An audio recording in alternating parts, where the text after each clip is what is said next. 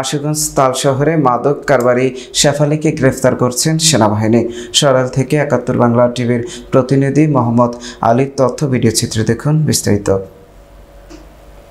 ব্রাহ্মণবাড়িয়া আশুগঞ্জ তালশহর পশ্চিমপাড়ার হাজীবাড়ির মানিক মিয়ার স্ত্রী কুখ্যাত মাদক কারবারি শেফালিকে গ্রেফতার করছেন সেনাবাহিনী। আশুগঞ্জ আর্মি ক্যাম্প সূত্রে জানা যায়, গত ৪ জুলাই রাত ৮টার সময় গোপন সংবাদের ভিত্তিতে আশুগঞ্জ আর্মি ক্যাম্পের দায়িত্বে থাকা ক্যাম্পের ইমরান মাসুম সাব্বিরের নেতৃত্বে সেনাবাহিনীর একটি টিম অভিযান পরিচালনা করেন কুখ্যাত মাদক কারবারি শেফালিকে। গ্রেফতার করেন। এ সময় শেফালির কাছ থেকে ৩ কেজি গাঁজা, ১০ পিস ইয়াবা, ২ বোতল ক্যাপ ও ২টি স্মার্টফোন উদ্ধার করা হয়।